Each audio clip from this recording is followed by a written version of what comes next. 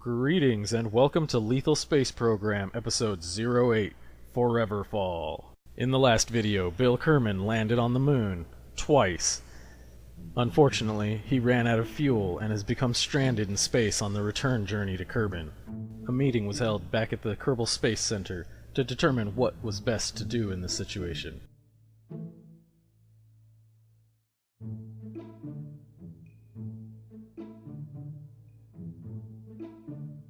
Upon hearing at the meeting that Bill's best option was to get out and push, Jebediah and Bob walked out.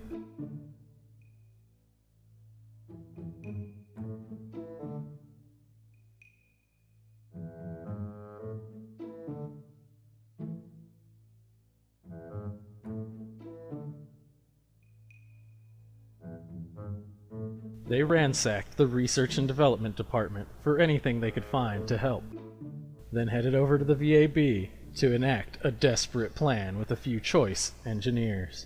Using some old spare parts and a few brand new from the lab, they're cobbling together a rescue vessel for Bill. Bob wanted to send a computer-controlled probe to do the mission for them. Jeb had other ideas.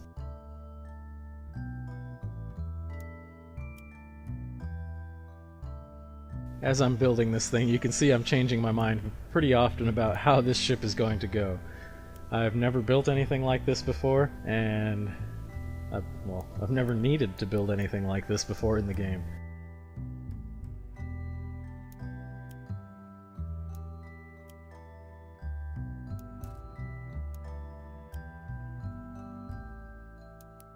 Unlike a lot of other players, I actually try to keep my Kerbals safe and return them alive.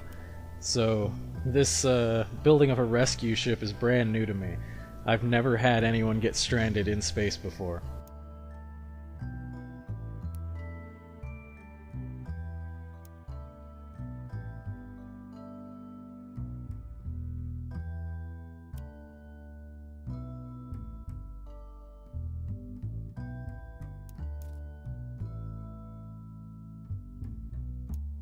A criticism I've received recently in regard to this series is that there's not enough death to justify calling it the Lethal Space Program. In a way, this is actually counter to what I'm trying to do. If you've watched other people's Let's Plays in this game, you know that many of them don't care about the lives of their Kerbals. They smash them, blow them up, drop them out of airplanes from 30 kilometers up, and it's all fun and games. And I play like that too in my sandbox game sometimes. But for this series, the lethal aspect is the increased difficulty mods and increased difficulty settings in-game that are likely to cause Kerbal deaths. My objective in all this is to increase the Kerbal's technology and expand their influence out into the solar system with as few injuries as possible.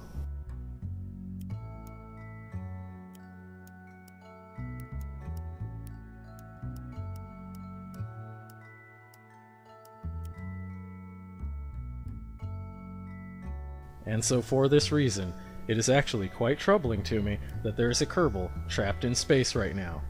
I will do everything in my power to bring Bill back home, safely. As well as that sweet, sweet, juicy moon science he's carrying with him, if at all possible.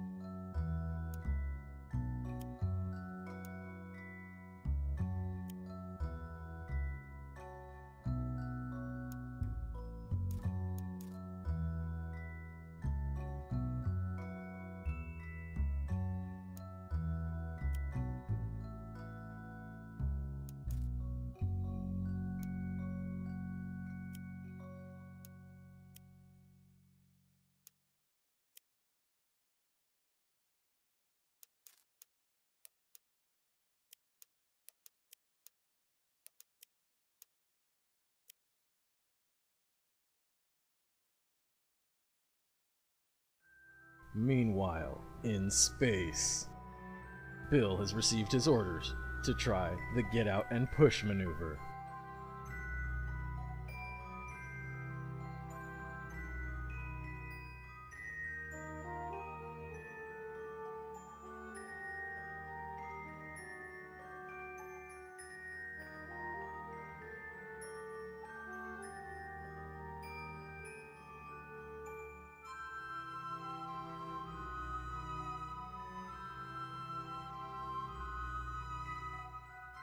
I originally designed the Pegasus to be a single solid heavy unit on purpose.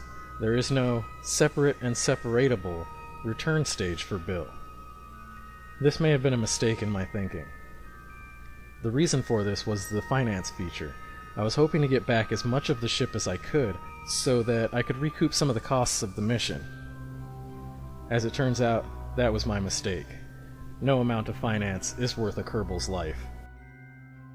And so this fully intended design feature presents a whole new problem. It makes this ship an unwieldy beast to try and push with an RCS jetpack.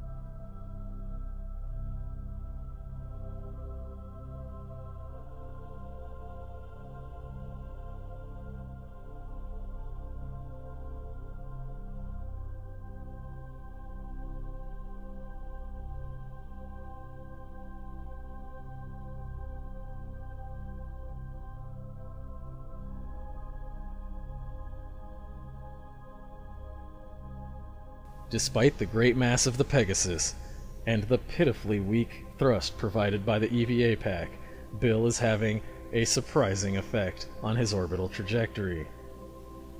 He has brought his periapsis significantly closer to the atmosphere, although ultimately this effort is doomed to fail. He just doesn't have enough fuel to continue pushing. There is an exploit I could use here that I feel is a bit of a cheat, so I won't be doing so. But that is that Bill could pop back into the capsule and then hop back out with a magically refueled EVA pack. The reason this is a cheat, however, is that the mechanic isn't supposed to work that way. The EVA packs are supposed to refuel off of the monopropellant that the ship provides, and if you recall in the last episode, the Pegasus is out of every kind of fuel, including monopropellant. So for this reason, I won't be doing this. Bill is just going to have to wait for whatever Jebediah and Bob have planned for him.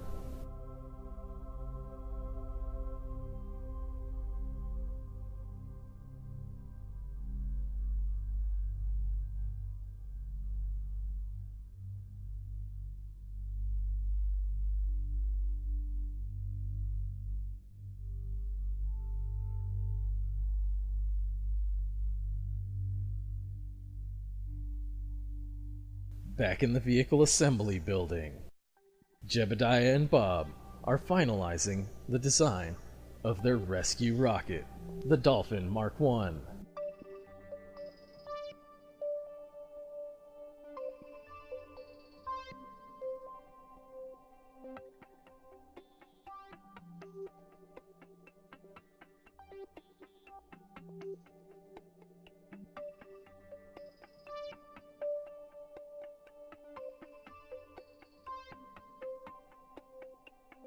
As this is an unsanctioned mission, The one piece of equipment they've left off this ship is any form of radio communication. Jeb is going on this mission dark. It looks like they're ready to go, so let's head out to the launch pad.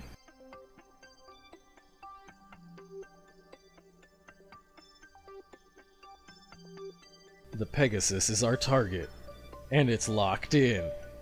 All systems appear to be go. Let's light this candle before anyone can stop us.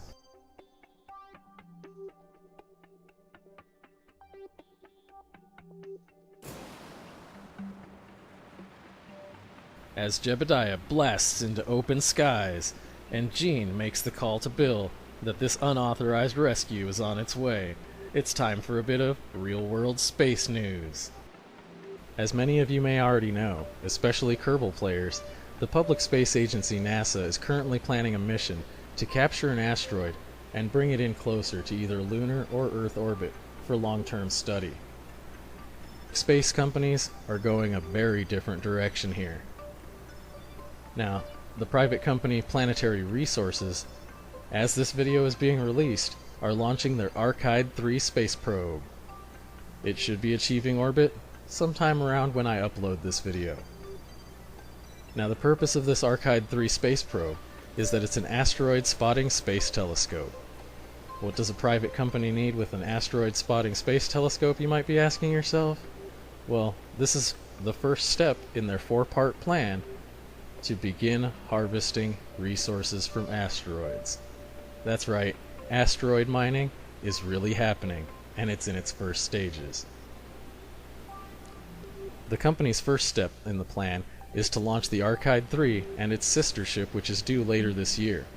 These are to do a simple survey, and if deemed successful, the second stage will be a swarm of 10 such similar satellites to do a more detailed sky survey for asteroids in the solar system that seem promising. Stage 3 will be to send out another swarm of probes, the Archive 200 series, to go and check out these asteroids up close, to look for precious metals like platinum or gold near the surface. The final stage, the Archive 300 series, is to go out and actually collect those resources. Asteroid mining isn't just science fiction anymore, it may actually be tomorrow's gold rush.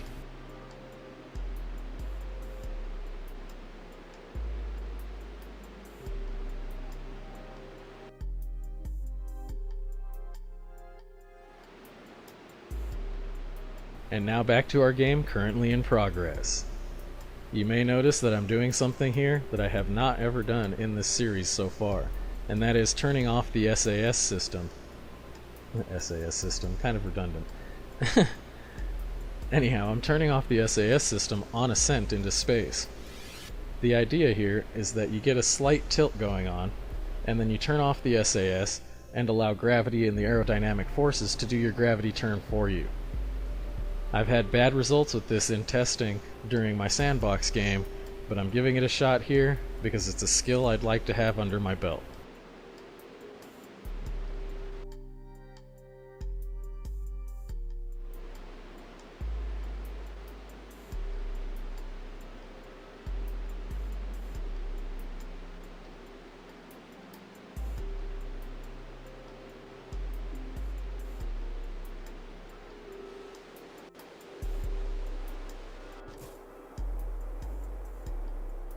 And SAS back on. Although it did appear that the maneuver was working as intended, it wasn't quite turning fast enough for my taste. It appears that I may have turned off the SAS a little late in the flight. I should have done it a little earlier and might have had better results. A lesson learned for the next time we try it.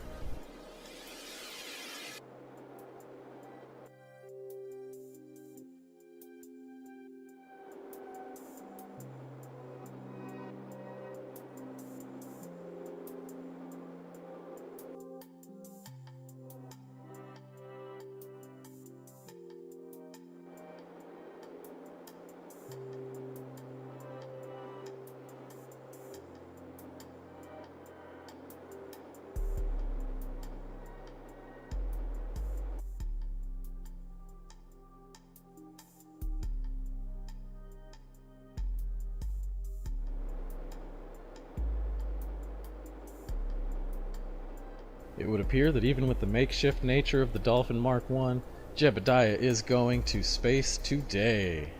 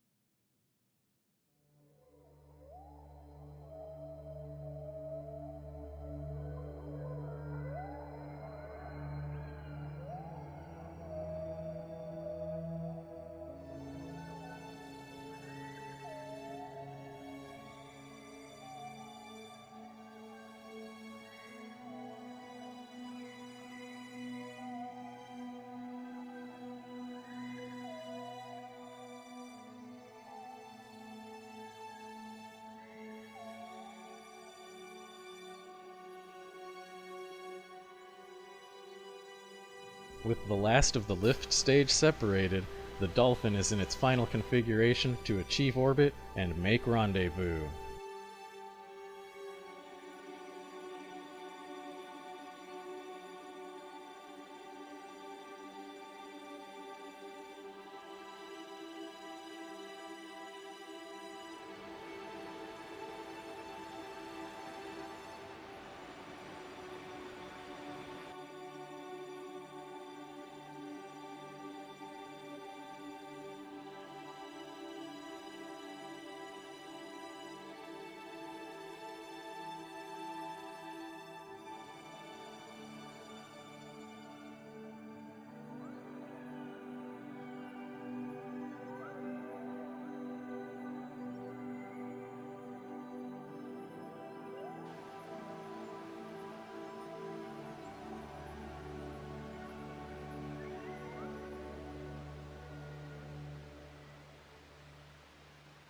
Orbit achieved. Jebediah and the Dolphin Mark 1 are now safely in space.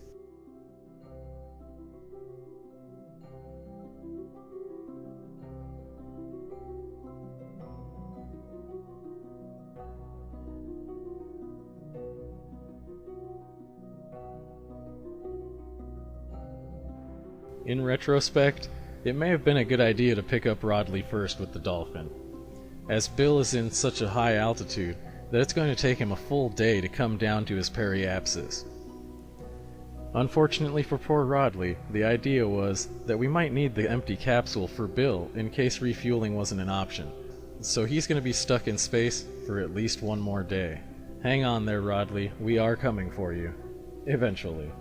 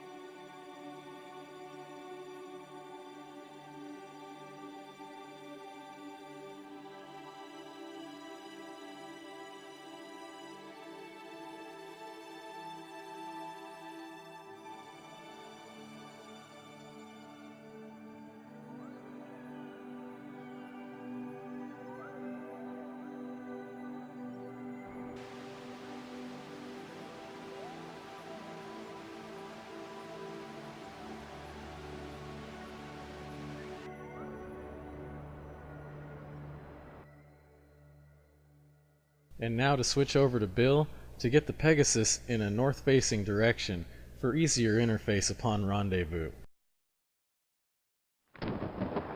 Oh no! You should be noticing right about now, the game has reverted to a point where the Dolphin is not yet in orbit. This is a bit of an emergency. And so we rejoin Jebediah and the Dolphin Mark I, 10 kilometers deep into the atmosphere. And apparently with the final section of the launch stage still attached, although the launch stage is dangerously depleted of fuel at this point.